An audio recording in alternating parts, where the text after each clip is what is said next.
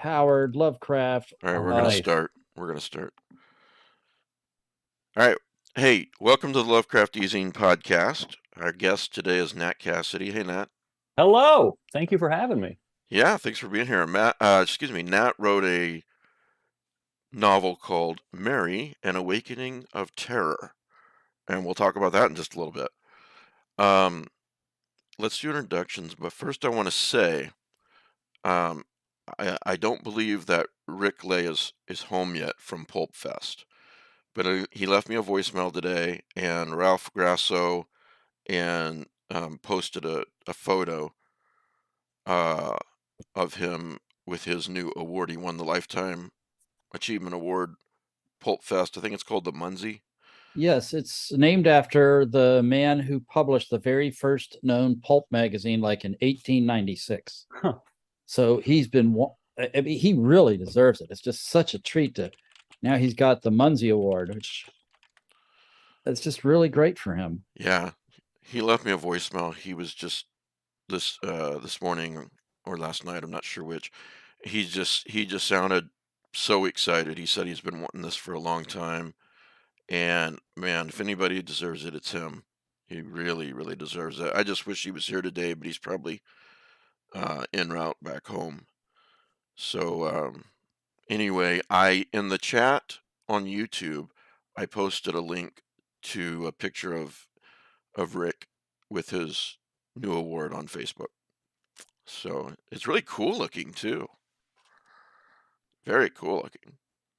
So check that out while we're talking. And hopefully the next time we have Rick on, he can tell us all about the meeting. Absolutely. Yep. So, all right, let's do introductions. Pete, how the hell are you? I'm doing pretty good. Prepping for Necronomicon. Oh yeah. Yeah, and week and a half. And I have a Xerox box full of books I want to take to get signed. And that's not going to be that's too much. I've got to cut it down. Yeah. I can sign them for you too if you want. No worries. Sure. Somebody just wrote, who is this? His name is How Do You Do, or her name. Any other books on Jackknife Press you'd recommend buying? Hell no. I'm kidding. The Eldritch Equations. That would be a good book to buy too. But we'll talk about that later. All right. I like that company too. Yeah, Dan's great. He really is. He's doing a really good job. And he just sort of was flying under my radar, and now I'm looking at his books here that he's published. They're just all very beautiful looking books. He's been doing covers for like Hippocampus and a whole bunch of other people for years. He is not afraid to publish poetry. Oh. Yeah. Yeah. Kim, somebody asked me to sign their T-shirt one time at a convention. So, Kim said nobody asked her to sign books. It'll happen. It'll happen. Hey, Kim, how are you going to sign my Kindle copies? Huh? Matt, you want to introduce yourself and talk about the prize? It's a really cool prize today. The prize is something I got off a Kickstarter that my wife wants out of the house. It's a set of 5 figurines from Dungeons Drakenheim's Kickstarter. Legendary creatures. They are not assembled or painted, but they are really can't really see, but they're kind of cool. If you want to win this set, send an email to easyandprizes@gmail.com. Put creatures in the subject heading. We'll draw a winner in about 6 weeks. And if you want to win, you need to get your entry in. easyandprizes@gmail.com. Got it. There's a lot of Z's in that address. Easy and prizes. Well, you know what I have no comment. The blood is the life, Mr. Rollins. That's right. Nat, how are you? I'm good. I'm good. So we're Welcome to our hell. Yes. It is a pleasure to be here. I like how we all paused to count how many Z's are in that address at the same time. It was very heady. Oh yeah, this podcast fails to stay on point on a constant basis. In fact, you That's the could best say, kind. our failure to stay on point is our version of staying on point. I'm Mike Davis. I probably know that if you've been listening to a little while. So Necronomicon is coming up in a week and a half. We talked about that a little bit last time, so we won't probably mention it too much. But Nat, will you tell the audience who you are and talk about yourself a little bit? I can do Introduce that. yourself. Sure. Okay. I am Nat Cassidy. I'm an author who just had a book come out from Tor Nightfire 2 weeks ago called Mary, An Awakening of Terror, that I just realized is too far away for me to grab right now to show you a close-up. Maybe I'll wait till someone else is talking and disappear. No, I've got a close-up right Perfect. here. Look at that. I love that cover so goddamn much. Yeah, it is. It is an eye-catching cover. That's a beautiful cover. David Palumbo is Kind of like a incredible Renaissance artist. painting. Yeah, it's very similar to what is his name? His last name is David, I believe, but the Death of Marat, that famous painting of Marat in like his tub of milk spilling over the lip of the tub. Yeah, it is. I love that cover so much. And it is a book that is, I guess the elevator pitch for it would be it's kind of an homage to Carrie in a way, except it's more about perimenopause than puberty, and it's about this shy, quiet, middle-aged woman named Mary Mudgett who is about to turn 50, and she's been feeling very unsettled lately. She's having hot flashes and strange body aches and stomach aches, and she's not sleeping well, and she knows these are all kind of textbook things that would be happening. Yeah, exactly. Textbook. I almost want to say side effects, but that's not the word I want. Symptoms. Side effects of being a human. Side effects of being a human being. Yeah. But she thinks they're symptoms for menopause and perimenopause. And that's certainly what the doctors that she sees all kind of dismiss it as too. But they don't seem to account for the other things that are happening to her, like the fact that every time she looks in the mirror or sees another woman her age, they turn into a decaying corpse. Or she passes out regularly and has big gaps in her memory, or a voice in her head that is telling her to do horrible, violent things. She's pretty sure that is not textbook menopause. And while this is happening, she winds up getting fired for ostensibly being too old in her job at an indie bookstore in New York City. And moves in with an abusive aunt of hers. How are you too old for a bookstore? Jerks. That's that actual like redundancy is not based on a true story. That's more thematically thematic. But the bookstore itself is based on a bookstore I used to work at that has since closed down. But it was a great bookstore in the Village called Shakespeare and Company. And it was fascinating, even at the time, to just watch how this would have been in like the early 2000s, how the bookstore itself started ceding more and more ground to like knickknacks and cell phone accessories and vinyl records and like all these like hip new accessories. Trying to stay in business, yeah. Exactly, yeah. And the employees got younger and younger and younger because the base of knowledge that you needed to work there became more and more limited. Or I guess more and more diffuse. But yeah, so like that weird sort of atrophy that was happening, or entropy or whatever you want to call it, is based on a true story. But so she winds up moving to the small, tiny desert town in the middle of Arizona where she grew up to take care of her sick, abusive aunt. And the hallucinations wind up getting worse, and the voice gets stronger, and I won't spoil it from there, but she realizes that her memories are kind of a blank for a very horrifying reason. Yeah, so it's lightly an homage to Carrie, but mostly it's about a different biological and hormonal rite of passage. Yeah, it's a good gory time. It's very dark, it's very violent, it's very rich.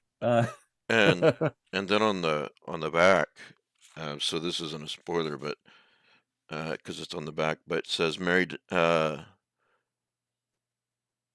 She begins auto-writing strange thoughts and phrases. Mary discovers that these experiences are echoes of an infamous serial killer.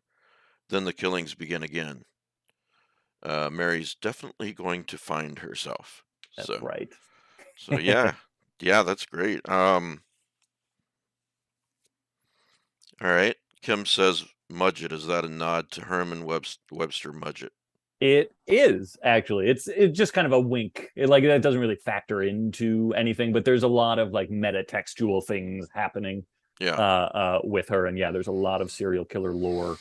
There's a lot about the worship of serial killers and true crime and all that stuff. Those all factor in very heavily, and I just loved the sound of the name Mary Mudgett. It just felt like a great unit of sound. So yeah. Good catch. You just came on my radar fairly recently in the last couple of months or so. But is this your first novel? This is my more or less this is my debut novel. I did write one novel that was a novelization with Tor in 2017, so goddamn 5 years ago. So I wrote the novelization of a podcast that I was a part of called Steal the Stars, which is like a sci-fi noir doomed romance, great audio drama podcast. And so I novelized that for Tor because Tor also helped produce it. Steal the Stars. Yeah, technically that's my first book, but this is my first like all me, completely original novel. And then before that, I've been a playwright in New York City for years, doing a lot of horror plays and several Lovecraft plays as well. Tell us a little bit about that. Yeah, actually, this is what I had wanted to ask before. I saw you got an award for doing a one-man Lovecraft show. I did, yeah. That was you? That was me. I heard about that. Yeah, that weird play. Is cursing okay, by the way? Because I keep no. Okay, good. No fucking cursing. As long as it's not fucking okay, then I will do it. Yeah, I keep. I always think of the line in Back to the Future. Do I really have to swear? Yes, goddamn it, George, swear. I have a horrible, like almost verbal tick where I tend to say fucking instead of a lot of the times. So it's good to know in advance if I can give into it. But yeah, I have been in New York since like 2004. I moved here as an actor originally.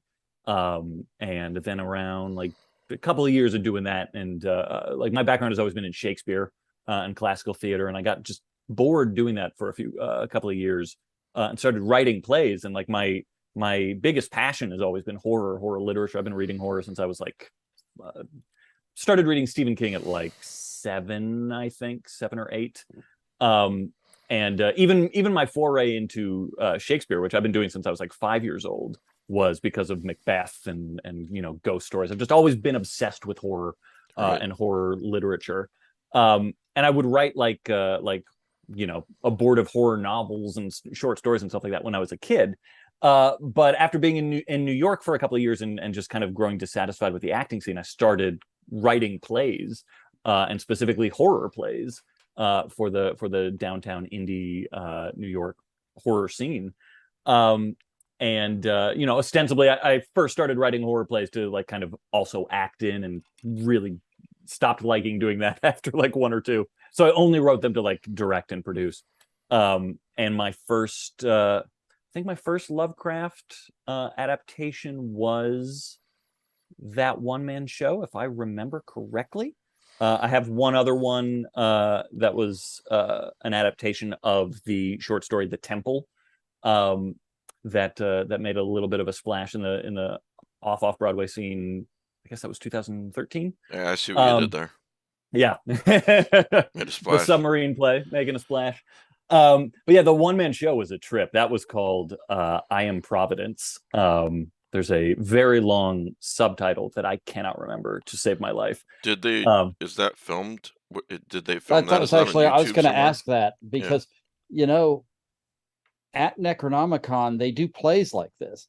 For example, there's a play called Night Gaunts about Lovecraft, and the actor who created the part did the play with they didn't do a production, they did a stand-up reading in the library. That was in 2013. Then in 2015, Lehman Kessler and Starry Wisdom did that 2-act play about Howard and Sonia, and it was bloody brilliant. You know, a lot of these things just come and they go, and we never hear about them. Yeah. For example, there was just recently a musical based on the Quest of Iranon that was produced in LA. So if I was thinking that if you've got this on disc or tape or something, I'd love to see it. We could also mention to Niels that maybe you could be invited as a guest to the subsequent Necronomicons and do like one of your shows. I don't have any recordings of them, unfortunately, because of union rules. But they love shows like that at Necronomicon. Yeah. No, now you got me thinking though. Like there could easily be a con version of it. It was very weird. The one-man show was very weird. It was a very experiential thing where it was. I'll tell you a little bit about it as quickly as I can. It was 2 one-man shows actually. The first one-man show was done by my buddy Greg, who is just brilliant at doing like one-man literature adaptations. So he did a one-man adaptation of The Hound. And he does them with like full production values and very historically accurate. So like this elaborate set, and like he's doing it to like a period appropriate reel-to-reel tape recorder and stuff like that. Like that's why he's saying this monologue out loud of his horrible experience with grave robbing and the Hound and all that stuff. And my one-man show followed every evening, and the way we advertised it was that I just wrote it. I didn't, even though I'm an actor, I didn't act in it. I just wrote it. All the promotional material and stuff like that didn't have me attached as the actor at all. Even in the lobby, like there was a different actor's headshot, different production photos with a different actor and stuff like that. And because I was, also one of the producers, I would know who was coming every night. And so if like a friend of mine was coming, I would even text them being like, I'm so glad you're coming tonight because we're going to try something like a little different tonight. And I'm glad I'm going to have like a friendly face in the audience. And I would every night then after The Hound take the stage and say, hey, I'm Nat. I wrote the next show. I was going to be in it, but the schedule wound up not working. But I told the producers I was going to be here tonight. And they were like, hey, why don't you just say like a little bit about Lovecraft? Because nobody really knows who he is in the audience most of the time. This was again like in 2011 too, where he was like even more niche than I think he is now. So I would do like a 5 to 10 minute like little lecture on Lovecraft's life, why he's notable, why he's infamous in a lot of ways, the not so good stuff about Lovecraft, and especially like the context in which he wrote. I would talk about World War I and all that shit.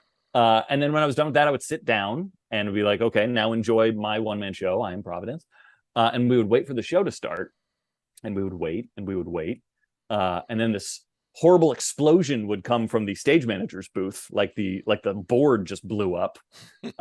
And the director would usually be in the audience too, and she would like run up to the booth, and you'd hear them whispering and stuff like that, and we'd just be sitting in the audience wondering what's going on. And eventually the director would come back and say, like, we have to take a quick intermission because we're having technical difficulties. And I would then lead the audience outside and just continue this conversation about Lovecraft, and ask questions. And I had like this whole like conversation map where I could like lead the conversation in a impromptu and organic way, eventually to the question of why my schedule didn't work out. And so I start telling them why, originally I was going to be in this one-man show, but these horrible things happen. And kind of lead them back into the theater as we're talking, and the whole set has been deconstructed at this point, and it winds up becoming a Lovecraft story about H.P. Lovecraft. It was stolen weirdly enough by there's a Michelle Welbeck book about Lovecraft. I'm forgetting the name of it, but it's a interesting read, and Stephen King wrote the intro to it, and he talks about Lovecraft's pillow, and finding Lovecraft's pillow in a pawn shop in Providence, and Yeah. we really wanted to buy it. But he offers this as this premise up to anyone who wants to write about it. So I took him up on it. And over the course of my reason why I'm not in the show, I found Lovecraft's pillow, slept on it, had Lovecraft's dreams. Then my girlfriend slept on it also, and she just killed herself. And that's why I wasn't in the show. So it winds up becoming this long, like in the show, the fake version. Oh, jeez. Yeah. By that point, the audience usually caught on that this was fake. But it would take them a good amount of time. We specifically, like, the house lights never go down. We had a special house manager in the audience or in the lobby who would talk like about breaking the people. fourth wall. Yeah, it was very much about that. And then the whole like last chunk of the show was basically I fess up, as if people didn't know already, but I fess up that what I just told you was all fake. It was all a lie. But here's why. And it becomes then, it kind of ties together the little mini lecture that I gave at the top of why Lovecraft wrote horror. And this is why I'm telling this story. And I go into like my mom, who was still alive at that point, but her background and the horrible things she had to deal with, and she's who got me into horror in the first place, and how horror is kind of this this cathartic method through which we can process horrible things and trauma, in the same way that Lovecraft was kind of processing his own racism and World War One and the sort of horrors that people were surviving, this kind of warfare that was almost existentially terrifying for the first time in human history. So it wound up just becoming this thesis statement for why Lovecraft is still important, even though he's very problematic, and why horror in general is kind of this gift that we give ourselves to compartmentalize and kind of understand the horrors, the real life horrors that we experience. All of which is to say, it would require some adjusting for a con, but I think it could actually work. Sorry, Mike, what were you going to say? I was just going to say, the question, why do we watch horror, read horror, comes up a lot. And I think that's one of the best explanations. You're not the first one to say that, obviously, but to me, I think I agree with you. It's cathartic. Yeah. Pete. Well, I was just going to say, going back to what Matt was saying, from what you just described, I don't think you need to change anything. Right? Literally, there was, They'd love I think it was in 2017, there was a one-man show where the guy literally runs down the hallway from the front door, slams into the wall, and explains that he's sorry he's late for his lecture. He's being chased by a monster. I love it. And this works for this audience. This audience is expecting. You really ought to consider it. We know Niels. We can say something.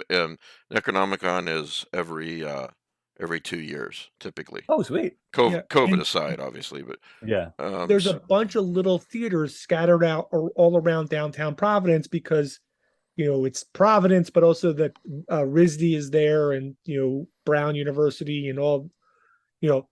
It's a cultural hotspot. Yeah. So there's plenty of little venues. I'm sold. I would love to do this. Yeah, and if I've got 2 years to get off book, I'm totally down. Yeah, you do. You do. Maybe now's not the time because Neil's busy as hell, but maybe in about 6 to 8 months, if you want to shoot me an email, remind me. I'll love it. I'll say something to him. No, thanks, guys. Look at this. We're making deals. I think he'd love it. I think he'd love it. Meanwhile, great. We're all like, we're going to go back, and because we talked about this before the show, I'm going to steal Matt's thunder and say, talk to us about your bookshelves. Exactly. What do you want to know? I'm blowing up. We want to know it all. I wish I could zoom in.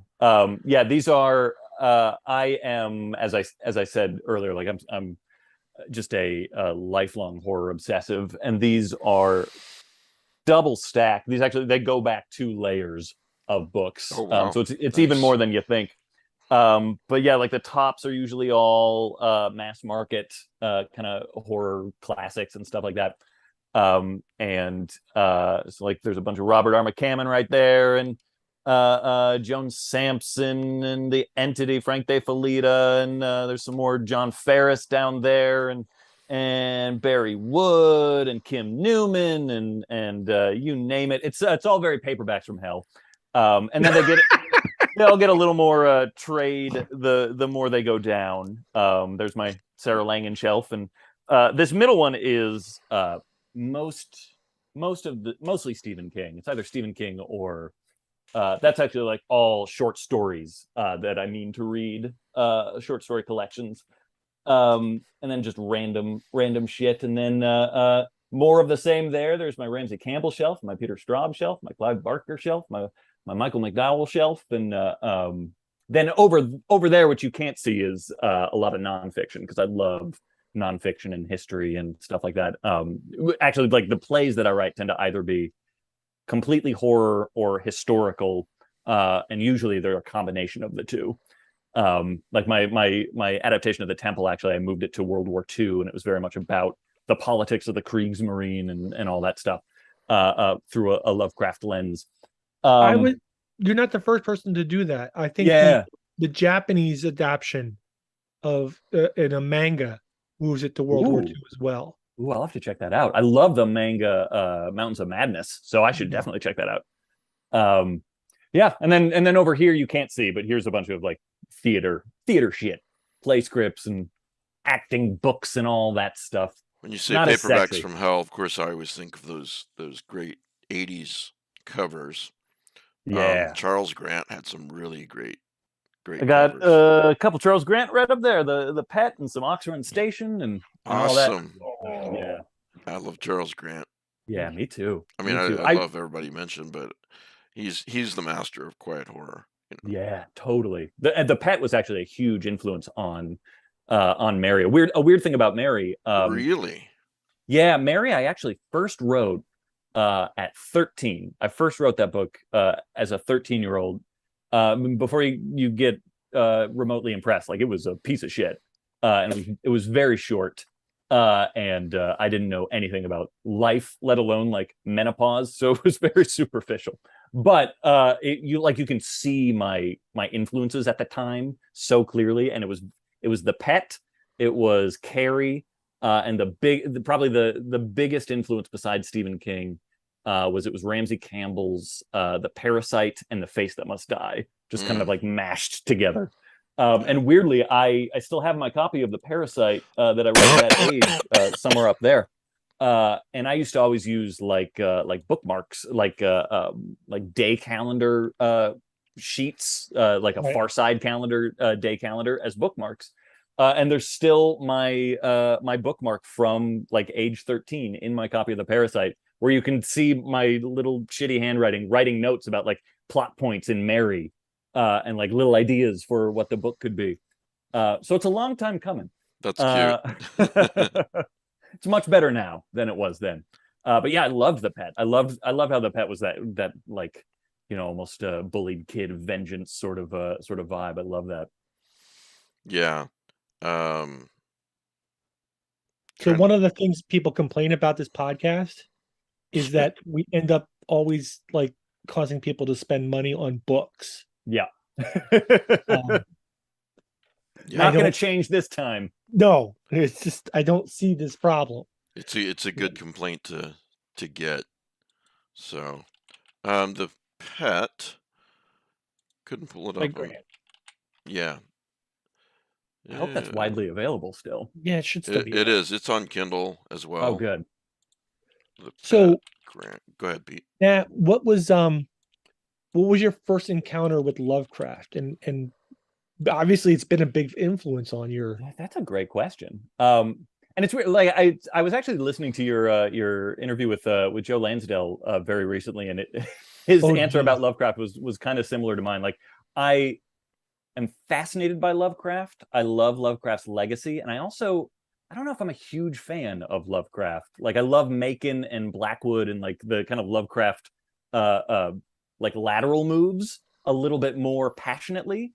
But I've always had a fascination with Lovecraft. The ideas too. Yeah, exactly. And himself as a person. Like I do find maybe it's the actor in me, but I find his contradictions to be really interesting, and like some of the really unseemly aspects of his life too, to be like so interestingly dramatic.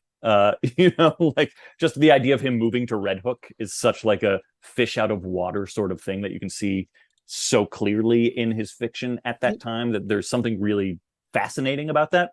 Yeah, it's like, this is not going to go well. We can Right. tell you that's not going to go Yeah. well, and yet you're still going to. It's literally, it's the people moving into the small town. It's in the reverse, Right. it's moving into the city when they've lived in a small town, and Yeah. you think you're gonna make this work, and it's not gonna end well. And it really doesn't. It No. really ends poorly, and he writes some atrocious things about it. But like, even that being said, like, you know, he's a racist who married a Jew, and he's this like stodgy old you know, kind of classicist who writes these incredibly archaic sounding sentences, but he still has like this he'll still like correspond with people like Robert Bloch and like the younger generation. Like there's still something interestingly like progressive, lowercase p, progressive about that, talking to like the new class. Well, he's a Tory who rejects the Anglican Church, right? And it's you know, fascinating. any concept of God, right? You know, like, okay, so wait, what? Yeah, then, yeah. like, So yeah, totally we're on the same page. Yeah, exactly. There's just something really interesting. Like, it doesn't excuse the bad stuff, but it adds an interesting layer of nuance that I find fascinating.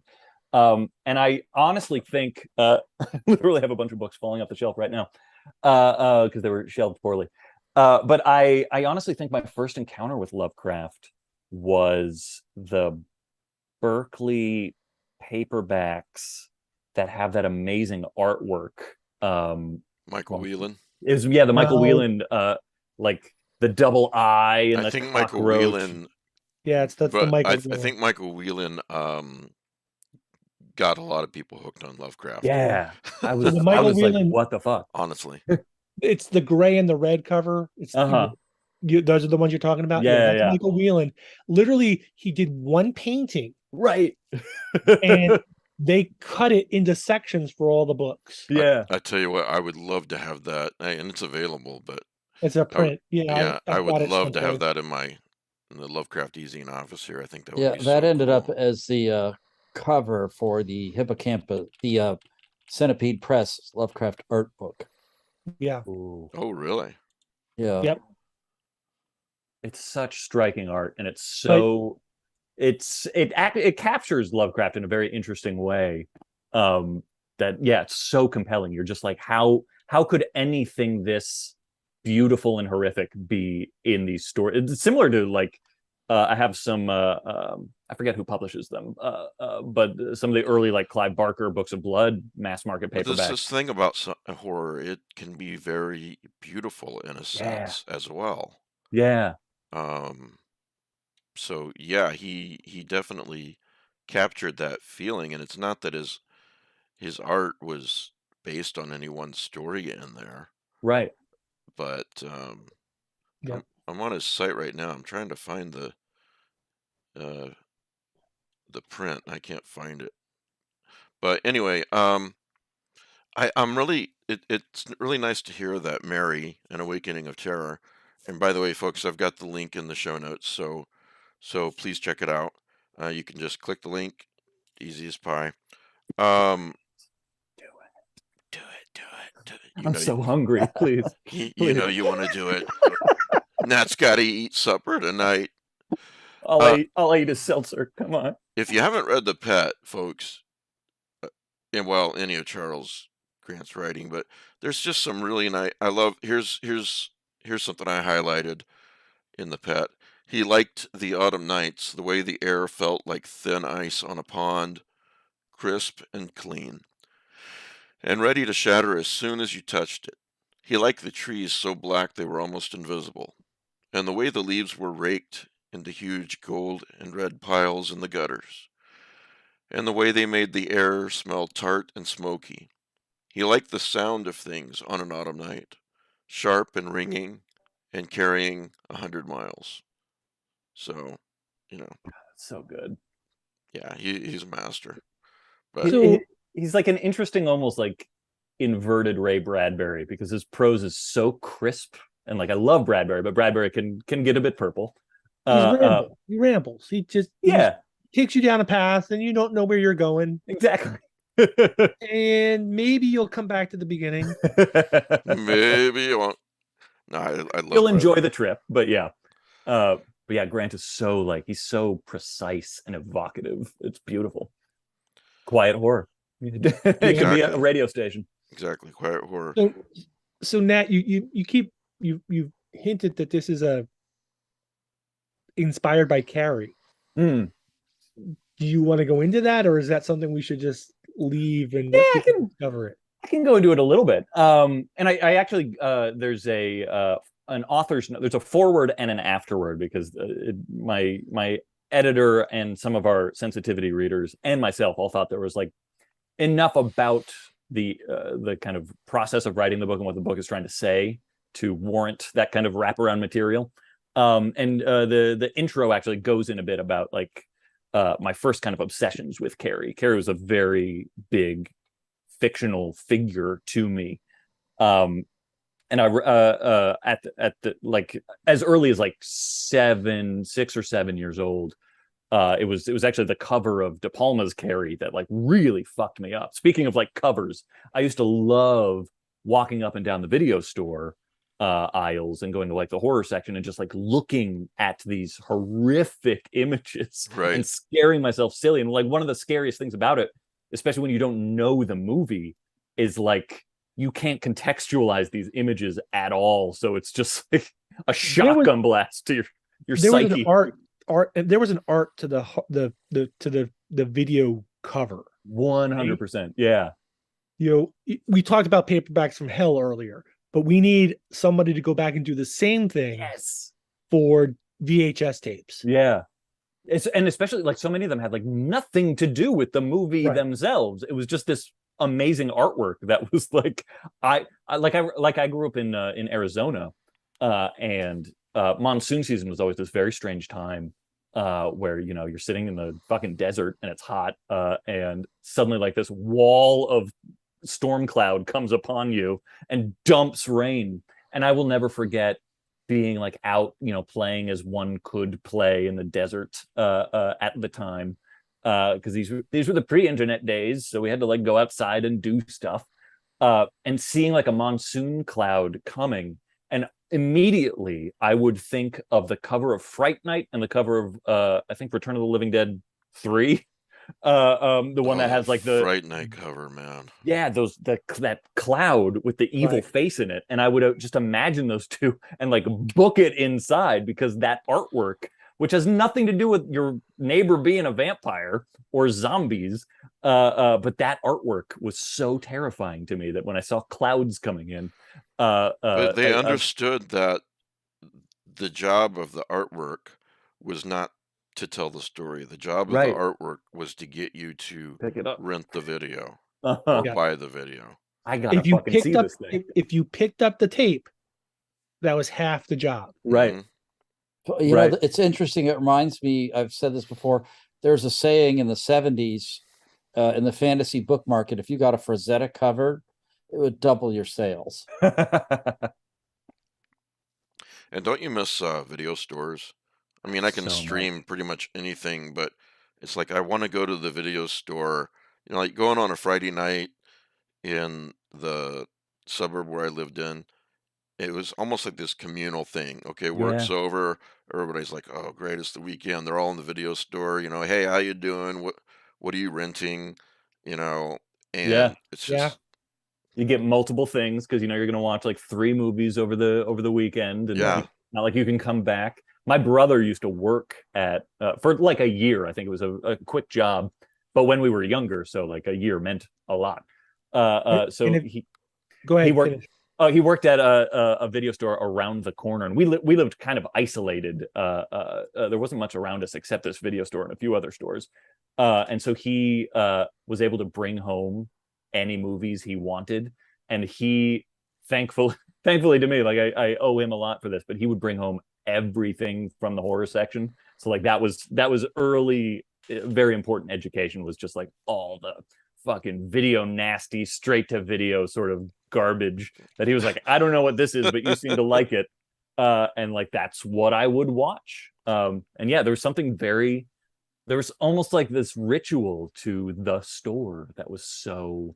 There was something about it that was so special. The only thing I can think of that is kind of the same now is actually with when you go onto Shudder and they do the like airing live Yeah. movie. There's something about that that's like the decision is made for you, and you're just like, I don't know what this is, but I'm going to experience it. Speaking Curated. of that, if someone finds a like a TV listing of what's coming up on the airing live on Shudder, I've Googled it and I failed to find it.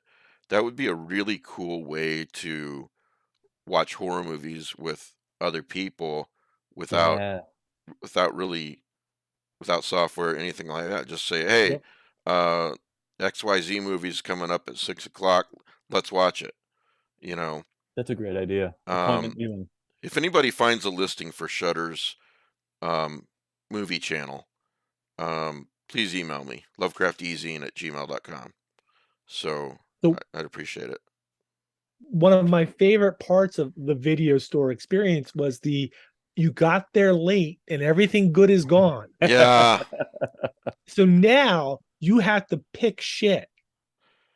that is Yep. that is one nice thing. You never have to worry about the new movie not being able to watch it. I disagree. I think picking shit is an important rite of passage. Well, I agree. Sometimes you find gold. Yeah, because there are films that I would never have watched. I remember calling the video stores going, do you have a copy left of this? They're like, yeah. And like, can you set it aside for me? No. Because you and everybody else have already made that phone call. Exactly. You ride your ass down there on your Schwinn and pick that book up, right? Or the movie up. Video Yeah. store Darwinism.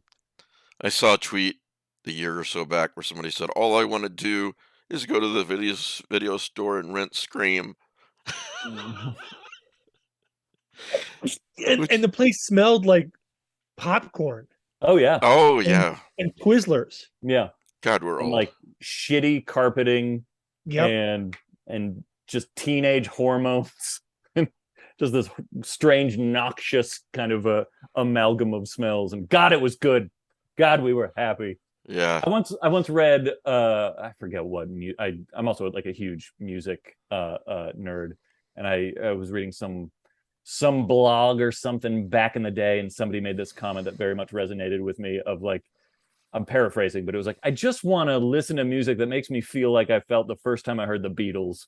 And it's like, yeah, we all do, and it's probably not going to happen because we're not young anymore. There's an article, I don't remember where, but I'm sure you could easily find it if one Googles, but it's about it's basically people wrote in their favorite video store memories. And it was really cool to read. Yeah. So yeah. All right. What are you working on now, Nat? If you're allowed to say, and what's next? Oh, totally. I just turned in my the second draft of hopefully like hopefully there won't be many changes of my next book with Nightfire, which is called Nestlings, and is kind of it's actually kind of an homage to 70s horror in general. So that's kind of appropriate. It's sort of a mix up of like Rosemary's Baby meets Salem's Lot in a very strange way. But so that comes out in October of next year, assuming this draft isn't a disaster. Yeah. Which I'm very happy with it. So I think it's in a good spot. So that's coming out. And then I've got I'm also a screenwriter and stuff like that, and I've got a couple I had one TV show optioned that is being shopped around right now, so knock on wood, there'll be something I can announce about that. And then another TV show that is being packaged, and all of which sounds very impressive, and all of which could just become a fart in the wind this time next year. So well, you know what they say in publishing, it's no until you get a yes. Mm-hmm. And the in Hollywood in the movie TV Yes, industry. yes, It's yes, yes, and then you get a no. Yeah. Yeah, I was describing to some friends over the course of this TV show that got optioned, which is actually a horror history TV show that was based on one of my plays. Um, but it has gone through so many important stages where there could have been no's, and so like it's a miracle to have made it to the point where it is now.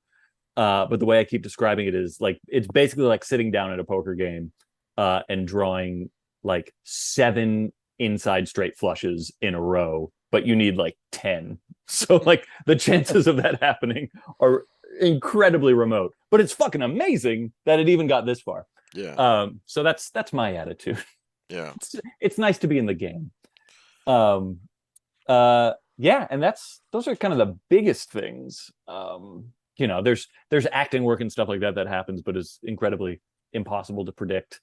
But I tend to play a lot of shitty dirt bags for network procedural TV shows. So I'm sure 1 or 2 of those will pop up again. Like what? What have you been in? I've done kind of the sweep of the crime procedurals. So I've done Law and Order, Blue Bloods, Bull, Quantico. Some of these are now no more. What Because about, have you been in The Rookie yet? no, I haven't done The Rookie. My I would love wife to do is The currently obsessed with that show. Rookie. Oh yeah, Yeah. The Rookie. I would love to be on because The Rookie. My dad, who just actually recently passed away, unfortunately, but he had an insane life. He was one of the first like physician's assistants. He helped start that position in the medical field, and then he became a doctor, and then he was a politician briefly. But then at 60 years old, he decided to drop everything and become a beat cop. And so he just dropped it, and he was like, 6 years old, totally out of shape, diabetic, like he was not meant to like go through basic training boot camp, and he in the desert, no less, in Arizona. And they let him in. They let him. He was like one of the last new recruits too, because the state was like being very austere and wasn't really doing a lot of new recruits at the time. So he was like among the last new recruits. Oh, wow. Did it, lost like 150 pounds, got in the best shape of his life. Wow. Was the oldest rookie by like almost by double. I think the second oldest was like this ancient 35-year-old. And that was like the same year that The Rookie, I think, first came out or first started airing. And so he's like, oh, fucking Nathan Fillion is this ancient cop. Meanwhile, he's running around as a 60-year-old. So I have a lot of fondness for that show and would love to be on it. And I would probably play a dirtbag because that's what I play. So if you're out there, The Rookie, I'm available. You can find my reel. I'm sure Nathan Fillion's watching us right now.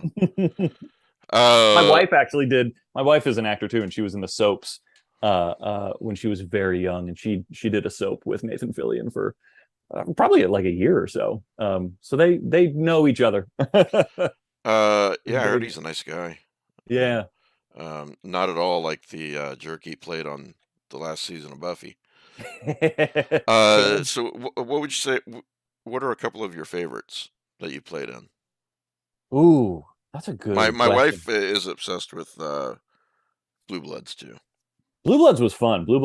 I was just a disgusting racist in Blue Bloods. But I had some fun scenes. That was weird too because it was filmed in the external shots where I get arrested after murdering somebody in a horrific hate crime.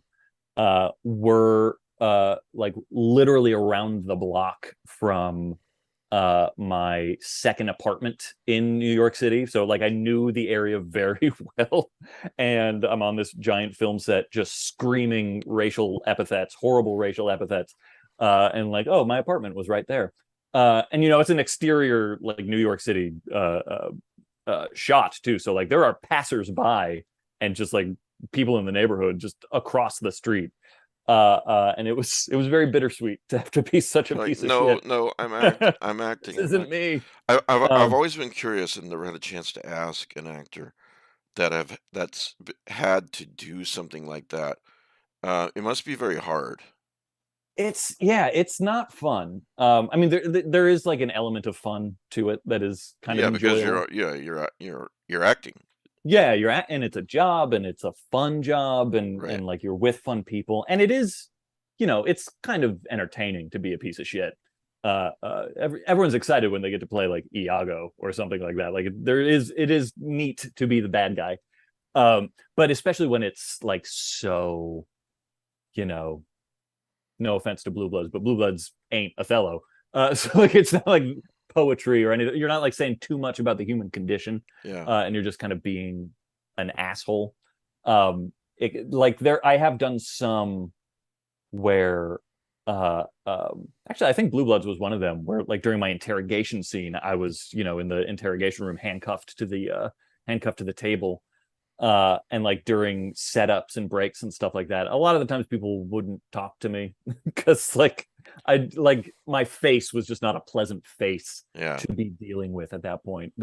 I did one the show Quantico, which was a short-lived show on CBS, I think, where I played another horrible racist, and had like committed mass murders of like I think it was one or maybe two like primarily black restaurants, and my character had like put anthrax in the vents. So just like this detestable fucking thing.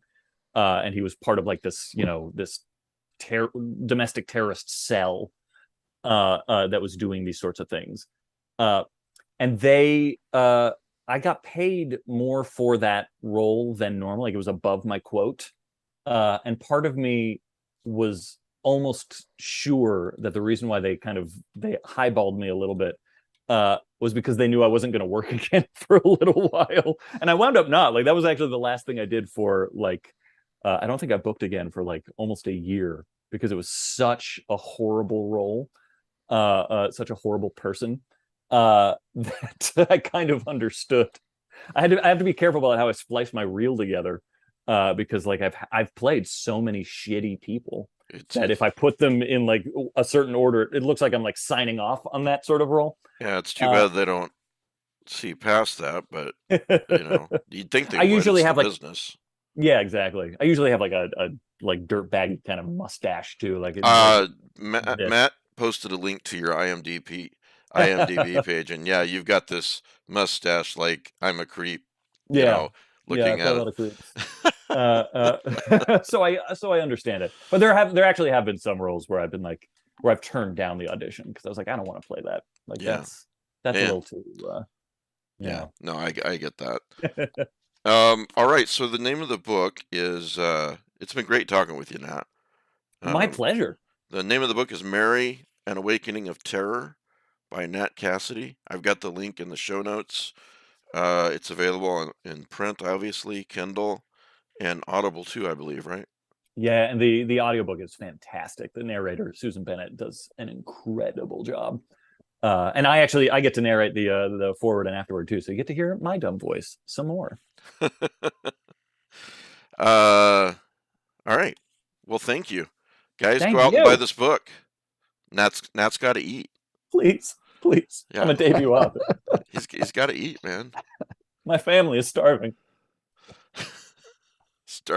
Starving artist. Sell your collection to Pete. Yeah, there you go. That hurts. I do. You can't see it because it's above the camera line, but I do have I actually got to work with Stephen King. Oh my God. This would have been like 2005, 2006 or something like that. So I have a bunch of signed Stephen King books, some of which I'll never sell, but some of which I'm like, okay, this is my in case of emergency break glass sort of thing that God willing King? I'll never have to. He had this very strange musical with John Mellencamp called Ghost Brothers of Darkland County, and they did a workshop of it. It was wild because I had moved to the city in 2004, so this was either 2005 or 2006. I'd only been in the city for a little while, and I'd moved with my fiance at the time. We had like just broken up, so I was devastated and brokenhearted and in this new city. I'd also never experienced winter in my life, so like New York was just fucking me up on a number of levels.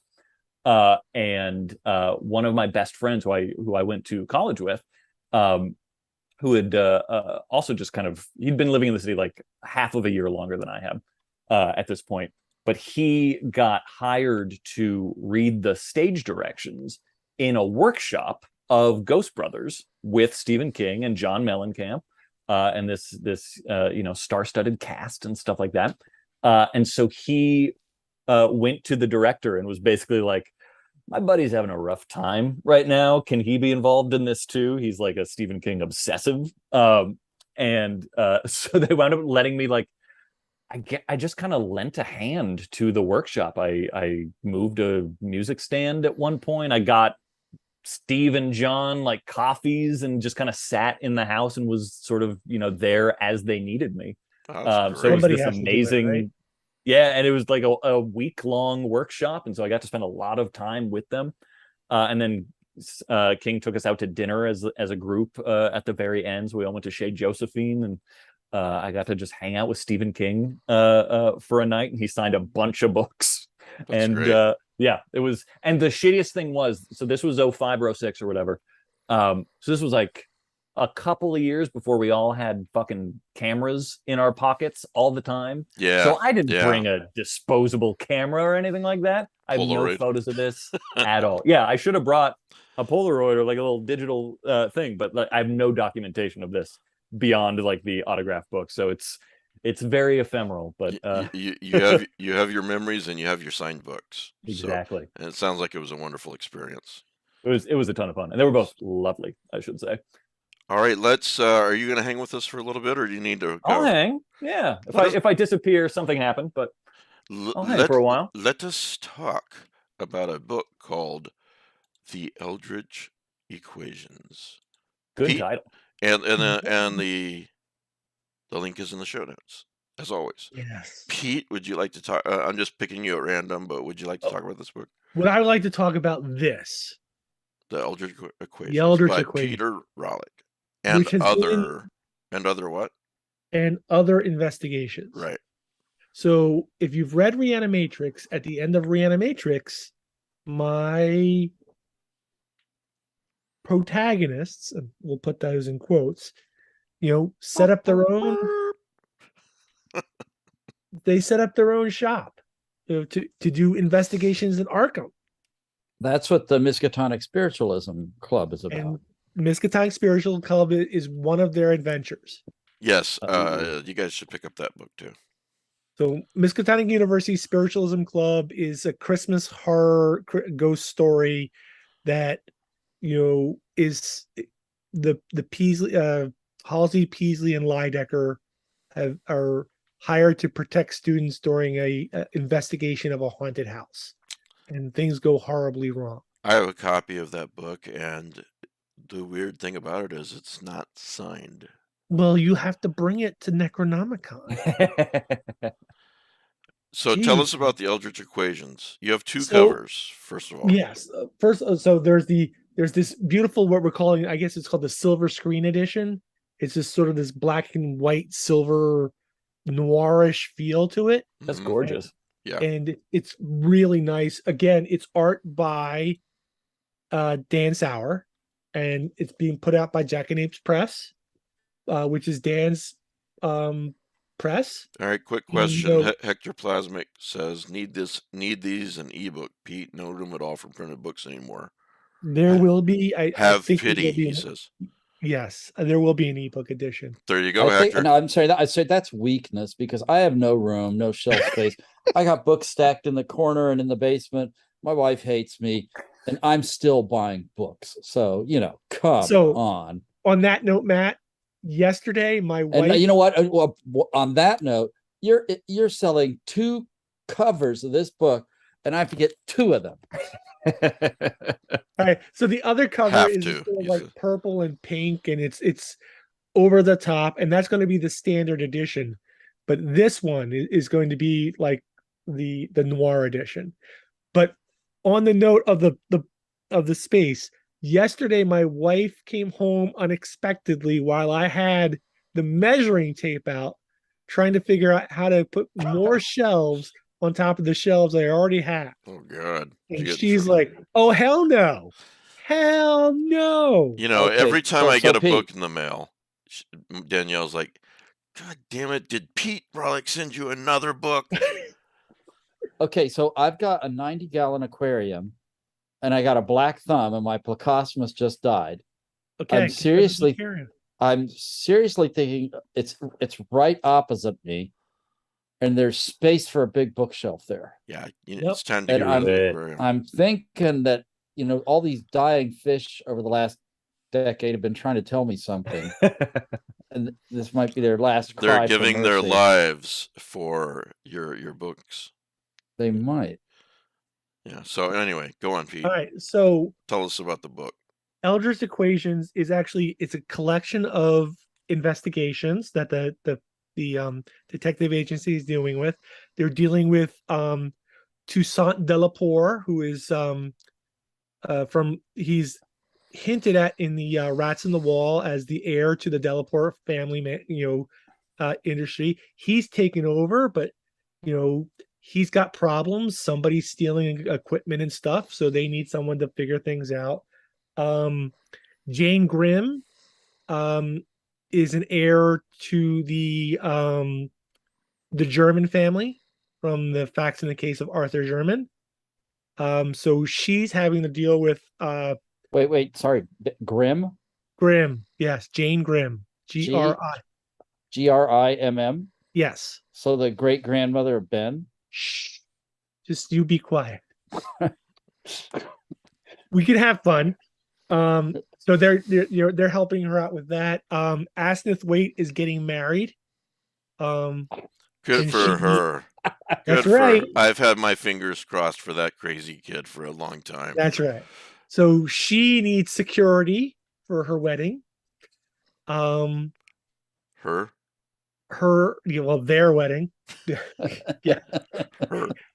And and there's a guy by the name of Andrew Potter who has grown up and is still, if you guys remember, if he's there was a short story by August Derleth called Witch Hollow, in which Andrew Potter, as a small child, stumbles across a book of magic. And this is a sequel to that. But the overarching storyline is the fact that Walter Gilman's roommate from Witch in the Dreams in the Witch House, Mm-hmm. Frank Elwood, comes to the detective agency and he says, "I need help. I'm a mathematician. I study odds and statistics. And right now, everybody who saw Walter Gilman write the equations that would allow interdimensional travel up on the wall are dead, Except him. except him." And he's like, "This is a severe impossibility." And yes, this harkens back to Reanimatrix was my take on Laura, the Otto Preminger film by Vera Caspre. Mm-hmm. This is my take on, either call it a long line of dead men or a League of Frightened Men by Rex Stout. But this is someone who sat down and said, everybody I know is being killed. I'm next. Like the parallax view. Yeah. So, can you please protect me? It's And, interesting. You may know this, but Lawrence Block wrote a book called A Long Line of Dead Men. I just said that. You didn't say Block, you said somebody else. I said A Long Line of Dead Men. Okay. And then I said A League of Frightened Men by... I thought you were Rex Stout. correcting. Okay, I apologize. That's okay. Have you read that book? Yes. Yes. It's And one this is hell my of a good homage. premise. Yeah. This is it's a good book. This is your homage to it? Yeah. Oh my God, that's awesome. That sounds So- fantastic. Yeah, Basically, explain the premise to A Long Line of Dead Men, because it's very it's been original. a while since I've read it. But it's basically the same thing. It's just like somebody realizes that they're being knocked off. Yeah, they this old guy recruits like 30 young men from their like 20s to maybe the oldest is 35 or something. Right, and they're in the insurance.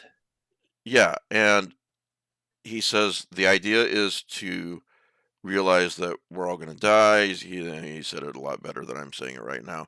And we meet once a year, and we don't meet otherwise. We don't have to. You can if you want, but the idea is to meet once a year and have dinner and celebrate that another year has gone by. And so 10 years or so goes by, and one of the members starts to realize that, he works with statistics and everything at his job, starts to realize that statistically they're dying off quite a Fast. bit faster than they should be. Yeah. And goes to Matt Scudder to, ask him to investigate. It's a really good book and a really Right. great premise. And you never see it coming who the killer is. So Well, hopefully I pulled that off here as well. you usually do, Pete. I try. So yeah, it's I'm having a lot of fun with these characters. The book itself is modeled after A League of Frightened Men or Gentlemen from Rex Stout, or Long Live Dead Men by Lawrence Block. The characters, who I thought I did a really good job of hiding it, but they're basically Nick and Nora Charles from the Thin Man series, except that they live in Arkham, and they're dead. Well, dead-ish. Yeah. So one of them has been reanimated. Little things like that. One of them is just a talking head. That's so. That is my homage to Nero Wolf. Is that this talking head that gets rolled around in a wheelchair and pretends to be human, and consults on all these detectives, these stories, and never gets to go anywhere. You're gonna have copies of these at Necronomicon? I'm gonna have 50 copies at Necronomicon. Okay, that you can buy them at Necronomicon and get them signed if Yep. you're gonna be there. If you're Yep. not, click the link in the show notes, and please support Pete. It's gonna be, first of all, it's gonna be a great read. We're gonna have fun. You're gonna have fun. Yeah. And secondly, if you're a fan of the show, I assume you are if you're watching, listening. You know, part of it is I really appreciate my Patreons, and I've gotten a lot of extra Patreons lately. I could use some more, but also supporting my panelists is really important to me. So pick up Pete's book. You're going to be supporting him, and like Pete said, he really writes fun stuff. You're going to have a good time with whatever Pete writes. That's for damn sure. One of the other inspirations for this book is the rock opera Dreams in the Witch House. Great rock opera. If you haven't listened to it, it's one of the best pieces of Lovecraftian music out there. Yeah. It's really really good singing. It's really good music. It's on LP too, but I don't know if those are sold out or not. Yeah, I don't know if the LP was sold out, but it's great. I have it as a DVD. I have it as a CD. Me too. I have the CD. And it's really good. I listened to it like nonstop as I was writing this, and it's just so damn good. As a rock opera, let alone as a Lovecraftian adaptation. But there's a line in there that is like, they're taught, Gilman is at the blackboard and he writes the equation on the blackboard, and he's like, there's a bridge to the stars. And that's sort of got the juices flowing for this book. There you go. Here's the LP for. Yeah. Oh, that's pretty. Yeah, and who was the artist? I forget. I forget who too. wrote it. I forget too. Let me turn this. The guy he's like seriously serious. I have to remember. Music by, lyrics by, book by. What are you asking me? Who did the cover art? I just meant who I'm was the sure musician. it's here, but I'm not seeing it. I'm sorry. But it's I beautiful. could stand up and find mine, but that means I'd have to do something. Yeah, we wouldn't want that, Matt. No, absolutely. Not at your age. You might sprain a toe. You might.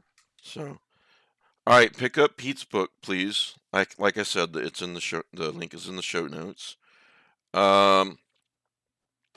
Speaking Oh, of, yes. And illustrated. They're Oh, right. these great interior pieces by Dan Sauer. I'm so glad.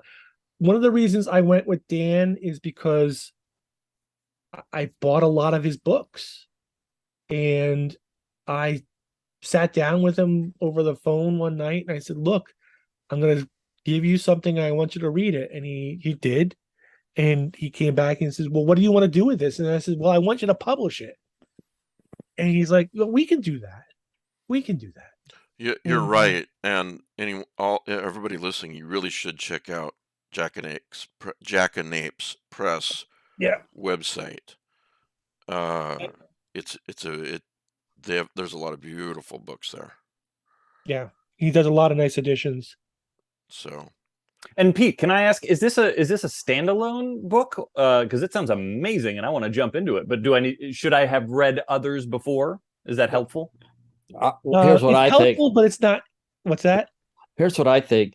You don't need to read any other books to dive into one of these kind of Pete Rawlik stories and really enjoy it. But if you know your Lovecraft to the nth detail, suddenly a whole tapestry opens in front of you that you didn't realize was going on. Oh, I love it. So for everybody, for Nick, who doesn't know, and for everybody else's, Eldritch Equations is a direct sequel to Reanimatrix, which is the story of Robert Peasley, who picks up a case of a dead girl on the waterfront and goes to try to solve her murder, and moves into her house and falls in love with the memory of her. Huh. But then her body disappears. She's drop dead gorgeous. And she's drop dead gorgeous. And Pete's I know the real inspiration, but I'm gonna say Pete's inspiration is the movie Somewhere in Time, starring Christopher Jason. Okay. No. Not true. No. But Reanimatrix is a tie into my other two books, which started with Reanimators, which is a 30-year epic of living in Arkham and trying to get revenge on Herbert West. It is all a beautiful web of Lovecraftian stories. Oh, that's awesome. And then the second book in that series is The Weird Company, in which Asnith Waite, Stuart Hartwell from Reanimators, who was also Armitage's doctor in the Dunwich Horror, the unnamed protagonist from Shadow over Innsmouth, Robert Olmsted, yes, and then Frank Elwood are all brought together to save the world. Alan Hughes is a Patreon, so he's first in line as far as I'm concerned. And he says, "Hold one for me, Pete." So would you do that? Yeah, sure. Just send me his name. But yeah, I've got a stack of stuff set aside for people. Alan. Alan Hughes. Alan Hughes. You know Alan. Yeah. The Bronzos wants one. You want one. Matt wants one. Do you want to give out your email, or you want some people to message you on Facebook? What do you want? Okay, so if you can't go to Necronomicon to get one, what Dan is doing is he's like basically pimping me out, and he says, "Oh yeah, buy the pre-order. We'll send them to Pete to get them signed, and then he'll ship them out to you." Well, that works. So is good old Dan going to pay for shipping? Well, you ship stuff all the time. Anyway, yeah. I would appreciate it if you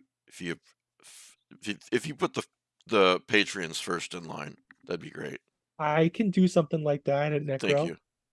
Thank you. So, All right. So anyway, getting back to Nat's question yes. is that it's all tied together.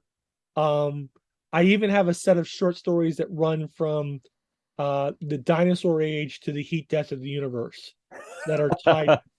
They're called the Peasley Papers, but they're all tied in to time travel and my stuff. Oh wow. I'm having a lot of fun with this and just exploring a whole bunch of ideas. And one of the things that I was able to do with this is that we all have those sort of trunk stories Mm-hmm. we put away. And at one point I wrote like 10 or 15 different death scenes and I've just never used. And for this, I've been able to harvest a whole bunch of them out. And That's awesome. Pete, I'm not going to say that you need help, but sitting by yourself at night in a dark room with one light bulb, writing death scenes, yeah, this might indicate a need for intervention. I don't know. That works well for his readers. So yeah, I don't. Sounds healthy to me. Yeah, yeah, I don't Yeah, get. but I don't what get the what. I problem don't get is, what you're saying, Matt. But it's Yeah. all the diagrams and stuff. well, you try and figure out how to kill somebody with a circular saw that's embedded in the ground. And never mind. Stephen King famously once asked a doctor friend of his, "How much of your own body could you eat before?" yeah. So Tastes like ladyfingers. Pete's in good company. Thank you so much to the new Patreons, including my friend Laird Barron just became a Patreon too. So thank you. And he posted about the Patreon. There's a lot of cool stuff if you're not a Patreon, and I don't want to be a used car salesman, but they keep me going financially. Okay, so in deep background, Yeah. I thought there was a similarity between the Croning and the Peasley Papers. Okay. Because the children of Old Leech Right. liked the genetics or something of the woman who is the protagonist for the Right. Croning, and she had kind of this deep through time connection to the man who she ended up marrying. Right. And then this to me it resonated with me in the Peasley Papers, where there was some kind of genetic brain print or whatever that very much attracted the Peasleys to the Mind Swappers. I mean, Yes. if you haven't read The Croning, you really need to.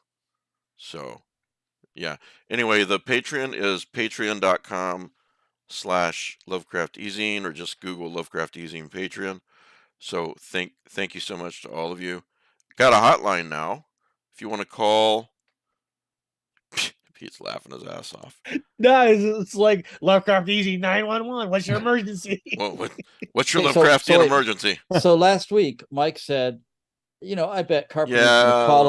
Okay, well, I called when we were on the show. You didn't even notice. I got it. It goes straight to voicemail. I'm not going to answer it. It's for. You don't have a red phone?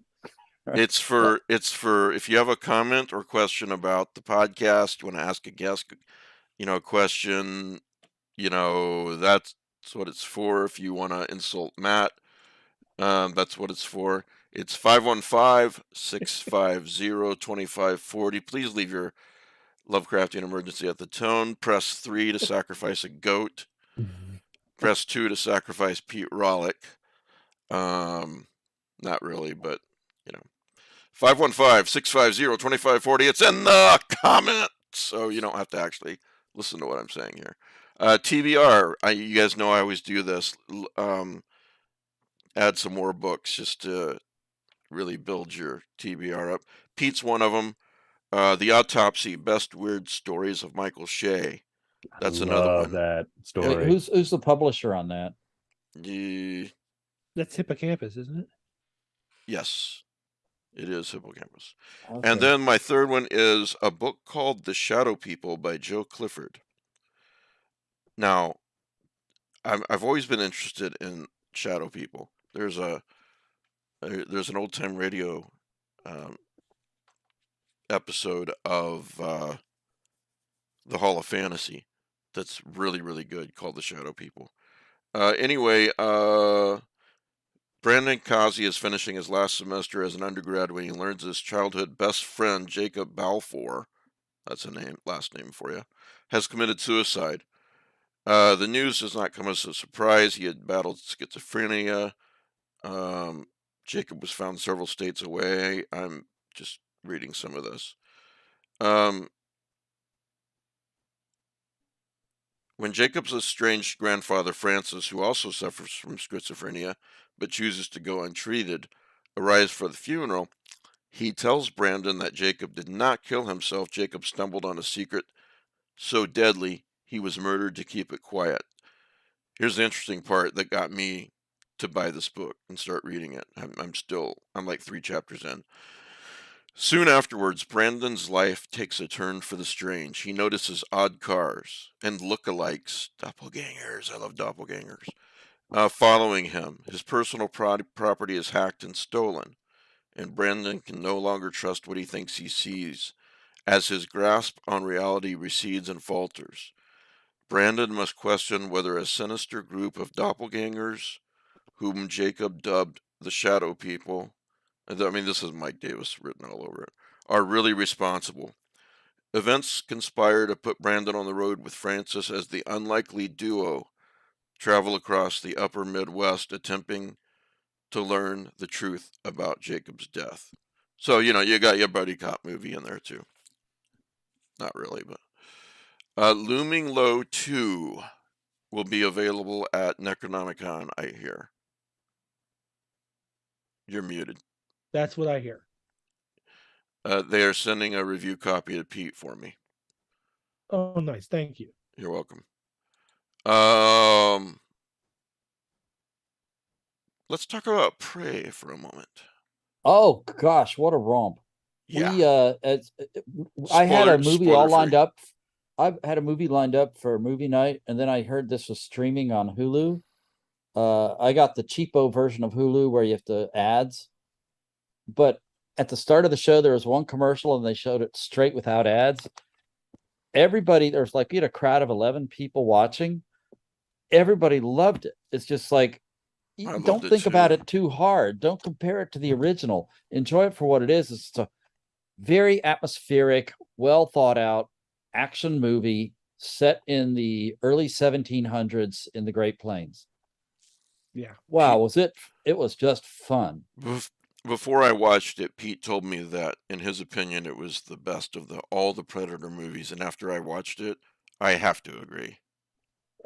Nothing will top Arnold. Sorry. Was it you that told me that, Pete, or somebody else? No, Get to the top. I am in the opinion that this is the best Predator film ever made, and I think it's better than the original. I agree. I don't know you anymore. I don't. Man, she had some moves too. Oh, great. From the tree. I don't want to give anything away, but wow. But I love the fact that, she's training to be a hunter. This is her goal. And she goes out and she practices and she fails a lot. Mm-hmm. And But I like she the learns fact from that it though. Yeah. The Comanche weren't depicted as, they were depicted as real people, a real culture, real life, real relationships, trying to survive in their environment. There is a scene when her brother comes back with the lion, and it's at night, and you see there's a scene from just a little bit of a distance, and the campfire's in the middle, and they're all around the campfire, and I thought it really did a good job of portraying this is it. They're alone, and there's nothing for a long while. Right. A long distance, and they have to be in this circle. They have to protect each other. That's what the tribe is. And action. Wow, it's a great action movie. Yeah.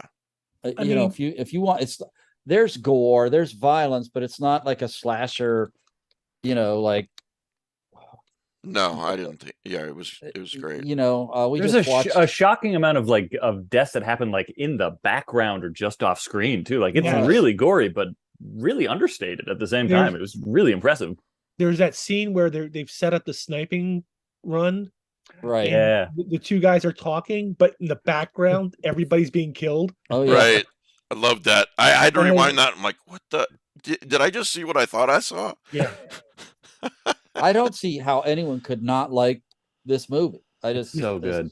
What shocks me is, it's like this should have gone to theaters. Mhm. This, in my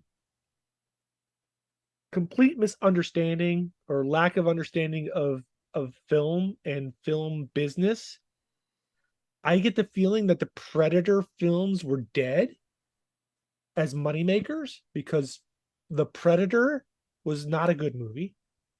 Predators did not make money.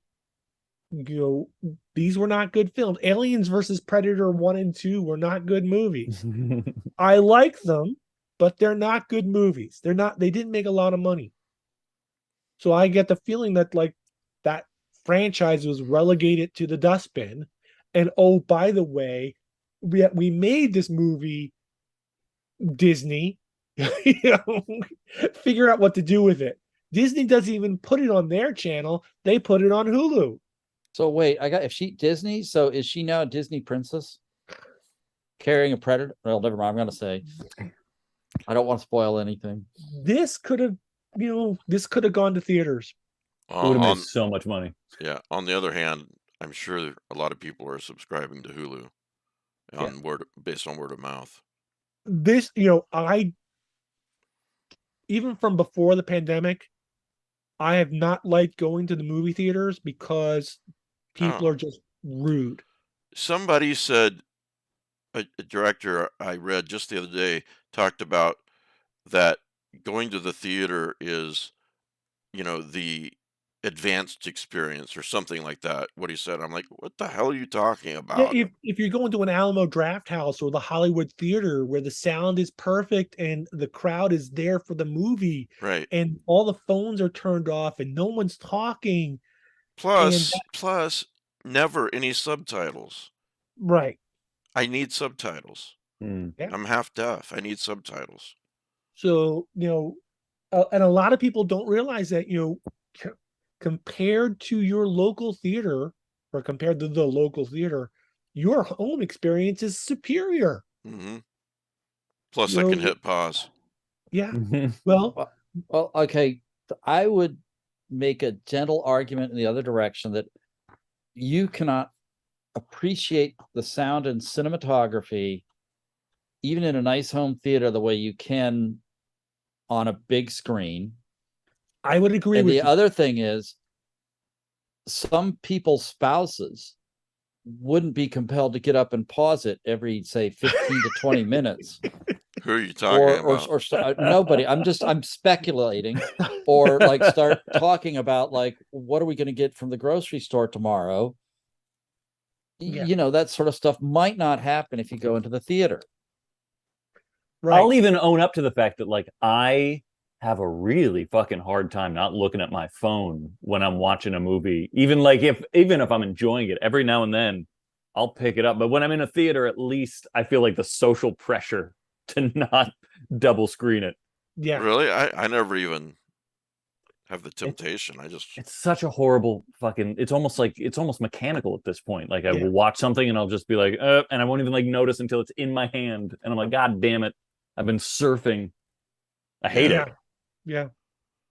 And I guess I went and saw, special case, nothing compares to the time when I was in college. I went and saw The Seven Samurai on the big screen. Ooh. Or I was in the Castro Theater and we saw Vertigo. You Right. know, But what you're talking about are films and theaters that are designed and Yeah, you're right. catering to Yeah. film lovers. Yeah, the You're theater there in for my one- town, I mean, they try, but I'd rather be at home. You know, I'm trying to remember. There's lots of damn kids with their phones. I know I sound like a grouchy old man, but really, can you not put it away for 2 hours? Yeah. I remember. Oh, we went and saw years ago. We went and saw. I think it was the third Candyman film in the theaters at midnight, Hmm. and there were 2 and 3-year-olds wandering around the theater, and I'm like, "What the fuck?" This is the end. It's way past their bedtime. oh It's Pete. When I went to Okay, see so Bat- Pete, I lived in San Antonio, and this is a long time ago now, more than 10 years.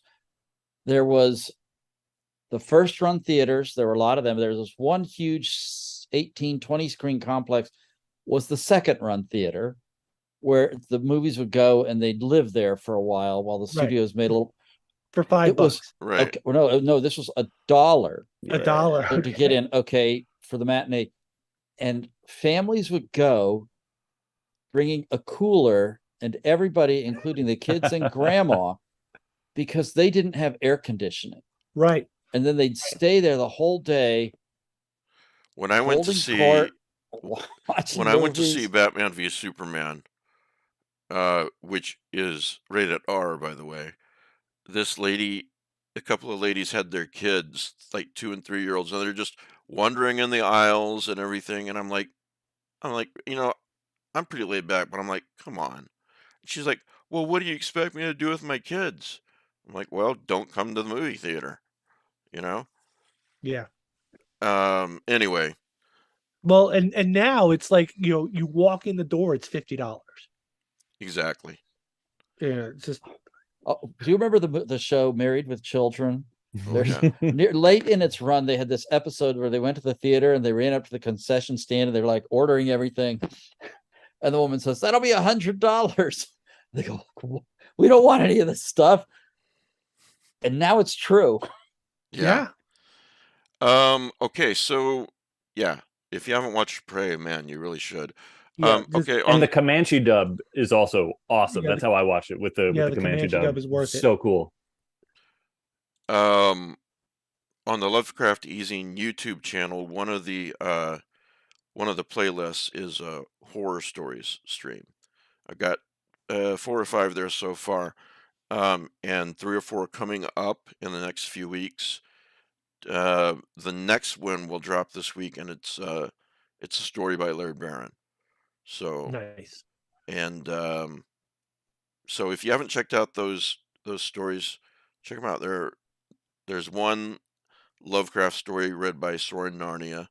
That's the festival, and then the others are stories by Jeffrey Ford, Gemma Files, etc. So check that out. It's free. It's just something I'm offering for free for people. Let's see here. Matt, I have a question for you. Did you ever finish Summer of Night? Or did you get pissed No, off? I got distracted, but it's like next in my rotation when I'm finishing what I'm on now. Okay. I tell you what, that when my favorite character got killed, I know. I've been grieving. I hate that. Oh man, I hate that. It's such a good It's book. so but good then though. it is a great book, and I've read it several times, but when that character dies, I just get pissed off all over again. It's like that. Who's that guy who draws those cartoons of those blue guys who talk about normal life in like alien terms? And Nathan Pyle, I think his name he's is. saying something. The one character says, "What are you so angry about?" And the guy's saying, "I'm angry at what this character in this book is doing." And the guy says, "You're angry over a fictional character?" He says, "The character is fictional. My anger is real. This is how I relax." All right, so at Necronomicon, we're going to have a Patreon dinner. If you're a Patreon, no matter what level you're on, you are invited to the Patreon dinner. And I will send a message on Patreon in the next day or two, and let you guys know where and when we're going to meet. So, and it'll be very easy to find it. So, And to just commenting about Necronomicon, there are still regular passes available. And if you live reasonably close to Providence and want to make a day of it, it's worth it to come even and buy a 1-day pass. So it's you can probably find an Airbnb to stay in if you want to come in. I'd still say it's make your last minute choice and show up. It's just nothing quite like it. You know, I'm going to add to that. Even if you don't want to go to a con, but you love films, the film list for this con is incredible. And you know, it's the Callahans are curating it. It's essentially HB Lovecraft Film Festival East. The price of admission is the price of your ticket to go. Or you could go to live performances from the HB Lovecraft Historical Society. Yeah. There's so much to do that is included in your ticket. And suppose you can't afford a ticket, but you happen to be in the area, you can, for free, go to the Ars Necronomica, the art show accompanying this, to see some amazing works. By the way, Niels is not paying us for this. It's just that good. Wait, what? Take it back. So, you know, our fellow panelist Bridget and her husband Mike, I saw them let's see, this is 2 days ago, and on their way to their new home. And Danielle and I had lunch with Mike and Bridget, so that was really, really nice. And Bridget and Mike got me this little Batman guy. So I think they're at their place, but they're not set up yet. I'm sure that's why she's not here. Yeah, So, Bridget will be back, so don't worry, viewers. We will get our musical commentator yeah, again. for those of you who are only here for Bridget, she'll be back. So, let's see, anything else? Here's something interesting about subtitles. Stranger Things. Did you guys notice there's been a couple of articles about this? Whoever the guy is that did the Stranger Things subtitles, he's a fucking genius. Because, let's see, Jeff T, the show's subtitles writer, used phrases such as, quote, tentacles undulating moistly to describe the villain Vecna, fissure writhing wetly to describe a gate opening, and Nancy bandaging wetly as the character Nancy Wheeler attends to a wound. And it's just so, it's great. I love it. So there's a hierarchy of subtitles, and there's like this. What you're talking about is the art of subtitles. There are some guys sat down and really put his all into the subtitle. And he started something. I can see in the future the subtitles guys are going to start doing this. Oh, come on. It all goes back to Monty Python and the Holy Grail. Well, everything they're subtitling, and then it goes, a moose once bit my sister. No, really. But here's the thing. I have read subtitles. And in some cases, particularly because in foreign films, the subtitle and the dubbing are different. Yeah. And I'm like, that's not what he just said. I can't have subtitles on in those cases. And it's sort of like, wait, does that change the story at all? And so there's that. But then there's a step even lower, I think, where the subtitles are generated by either somebody who doesn't have any familiarity with the script, or it's just being electronically translated. What I hate is when the subtitle appears like 15 seconds or so before what they say. I'm like, come on, man. You got That's why I'm going to kill you. Yeah. Jesus, one job. Yeah. Have you But guys then- ever seen the Russian movie Night Watch? Yes. That No. has the best subtitles I've ever seen because they actually like animate them. You know, they're the actual like English subtitles to translate Really? because it's entirely in Russian, and they will like float up and interact with the picture in such a fascinating way. I can't believe more people haven't done that Oh, because wow, even the sequel Daywatch doesn't do it, but it's so entertaining to watch. Wow. Have you so 1997. Yeah. Okay. yeah. There's what is it? Dr. Horrible sing-along blog. Oh yeah, yeah. All right. So you can watch that and you can, and this is a little different, but then there's the commentary track. The commentary track is a completely different story. Interesting. It's talking about how they all learned to play Fruit Ninja, and it has its own songs that Well, have nothing to do with the rest of the film. yeah, and unfortunately, streaming has there's no commentary tracks anymore. But Right. they could easily add them. I think. Yeah. Totally. Yeah. I mean, So there's no reason why they couldn't. What is it? Oh, Prince of Darkness. No, not Prince of Darkness. I'm sorry. At the Mountains of Madness, the John Carpenter film, has some of the absolutely worst commentary I've ever heard. Mountains of Madness. You mean in the Uh, Mouth of uh, Madness? Mouth of in the Madness, yeah.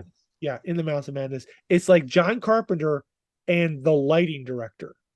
Like, oh, how did you Good set up choice. this? Like, well, we put it down here and we shot from below and we had to. And I'm like, oh my god, it's going to be 2.5 hours of talking about how he's.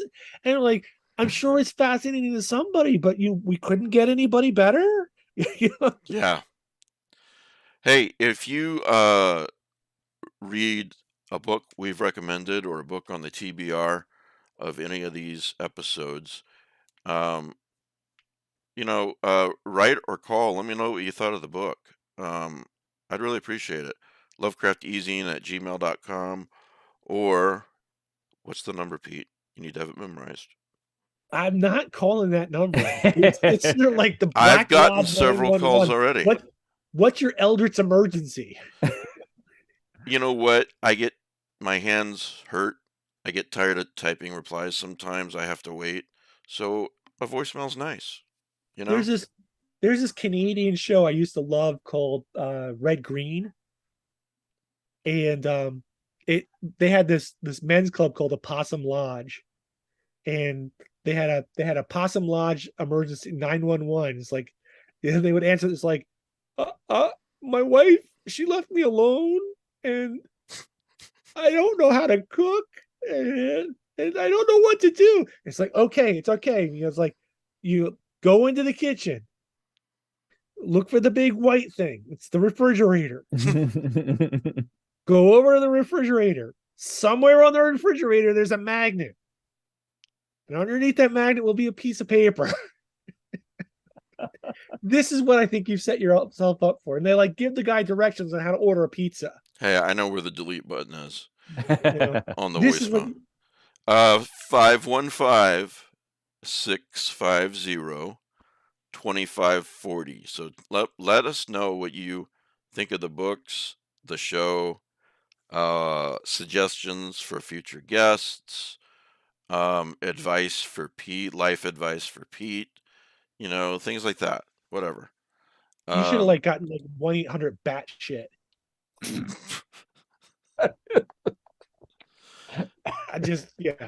I am so going I to don't know have what such a that good means. time. I'd have such a good time in Providence. Just Oh my God. trying to get. If all I have to do is get a few drinks into Pete. Oh, That's not hard. Rich. I have a really nice picture of Pete drunk that I know you do. I can share again if you'd like. Rich has volunteered to make At the sure bottom that it says, "Reanimate this, bitches." Yeah. Go on. I'm sorry. Rich has promised me that he's going to make sure that I am completely and utterly inebriated For the trivia. for the whole weekend. Good. So- It's good that he has a job. It's good to have goals, right? Yeah, it's good to have goals. It's good that he's got a job for the. It has He's purpose. just about he's like the most enthusiastic person. It's like he's such a effusive optimist. It's like, how do you get him down? We've got And to he's a work on really that. nice guy. He's helped me out a lot. He really has. And in fact, they'll probably kill me for saying this, but Neil's paid for my son and I's plane tickets. So is your son coming or not? He is. Yes. Okay. He's 20. He's coming. And Rich paid for my room. And he's just a really, really swell guy. Hmm. So, please don't comment on my use of the word swell. I can see it in your face right now. What's the past participle of swell? Is that swole? Swole. Yeah, sure. Whatever you say. Okay. All right, next week we got the guys from 30 Oh, minutes. wait, that doesn't sound. What? That doesn't sound right. Swole. No, I don't think that's That's right like either. something. No, it sounds. It's ringing jarringly on my ear. All right. Next week, the guys from 30 Plus Minutes with H.P. Lovecraft, it's a podcast, and Josh Demarest. And then after that, it's Necronomicon. So And we're going to do a live broadcast yeah, from. we will not be on Sunday at the regular time. When it will be is 12:30 p.m. Eastern on Friday. Okay. If you go to lovecrafteasing.com, you click on podcast, you probably know that I've got a list of upcoming guests and so forth, and you'll see that information there, and you can actually click right to the video. It's already up and waiting.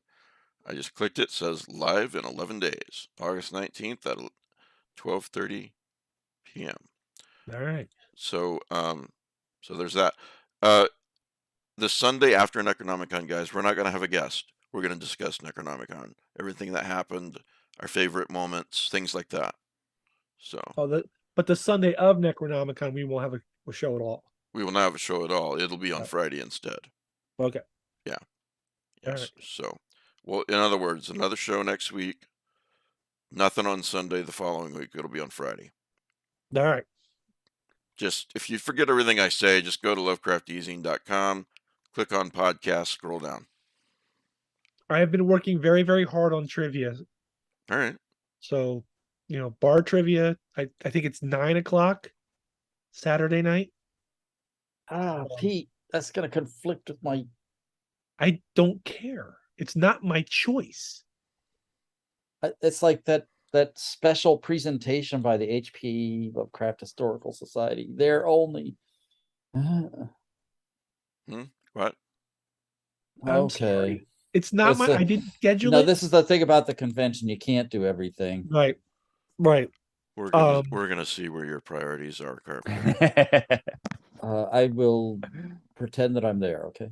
So All right. many, many years ago, every year I try to go to Miami Book Fair, and for many, many years they had 3 to 4 tracks of programming. And when they hit their 20th anniversary or some major milestone, they upped it to 7 tracks of programming. Jesus. And it's like, oh my God, no, you couldn't keep up with anything, right? And it's scattered over this huge campus. So you're running across trying to get everything done and see everybody. And then the next year when they scaled it back, they didn't scale it back at all. They kept 5 to 7 tracks of programming. And it's like, oh my God, this is the new standard. And it's like, I want to go see Doug Preston here, but Jamie Hernandez is signing literally Love and Rockets at the same time. And how do you pick one over the other? Yeah. And the same thing happens. Pick your favorites. Yep.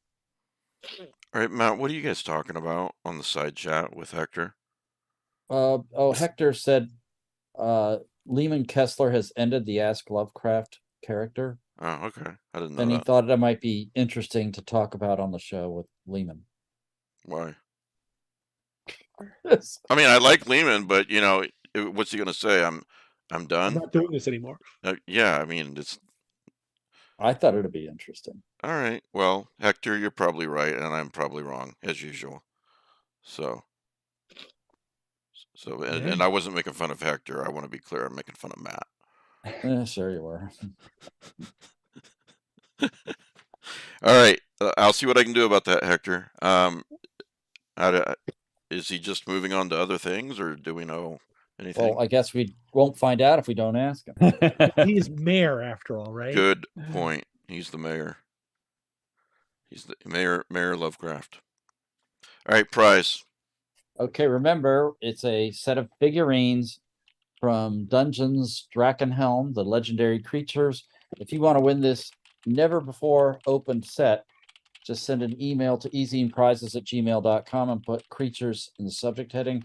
We'll draw a winner in about 6 weeks. All right, Nat, thank you so much for being here. Thank you, guys. Such a pleasure. Please pick up Nat's book. This is what we do, Nat. This is what we do every Sunday night. We have no lives. There are worse things you could do. You know what? I've had so many people tell me and tell us that this helps them get through their week, got them through COVID. It's just, it's nice to hear. Every So- once in a while, my mother-in-law wanders through and she sees what I do. She's like, it could be worse. Mandy Could be drugs. I told Mandy, no.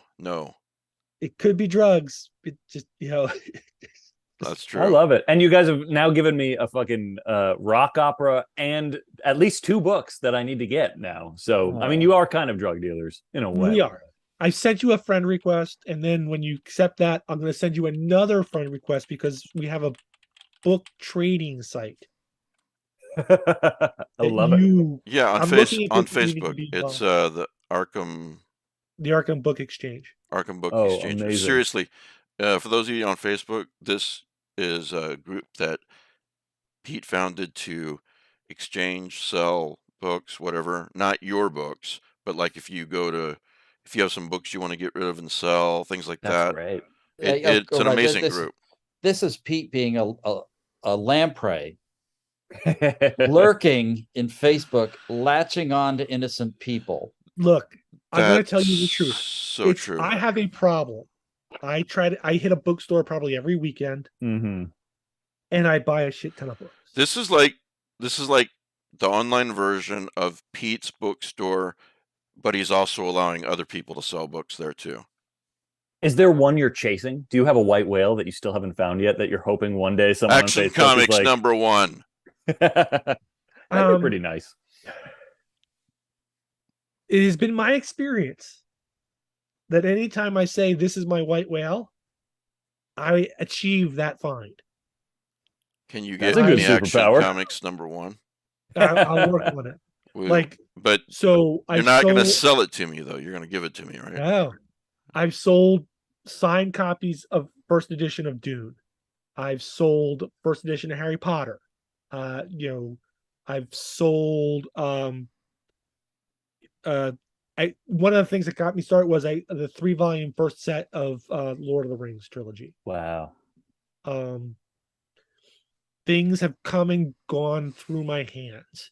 And I have a very specific collection. It's the same as Matt's. Matt's focus is I collect Cthulhu Mythos stuff. But I also have a talent for finding other shit. I just sold a first edition of The Spell for Chameleon, Piers Anthony, but it was pristine. It's a beautiful copy. It's like unread. It's got to be like 45 years old. And to do that book justice, it should remain unread. But somebody out there wants it. I just sold a copy of Dr. Futurity, the book of Philip K. Dick, Ubik, all these, I just find good things.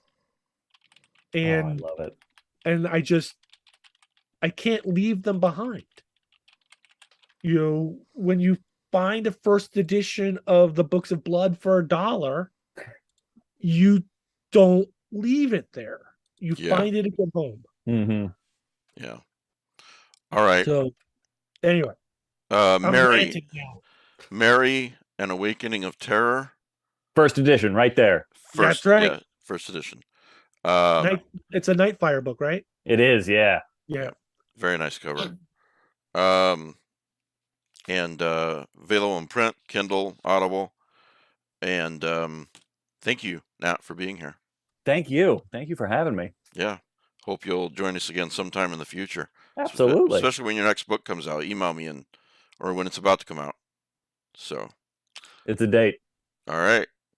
Thanks a lot, guys. I hope you enjoy the rest of your Sunday night or whenever you're watching or listening to this. Thanks so much for being there. Really appreciate all my listeners and our listeners. And I really appreciate especially all the Patreons. Thank you very much. And we will talk to you next time, folks. Good night. Okay, I gotta go. See you later.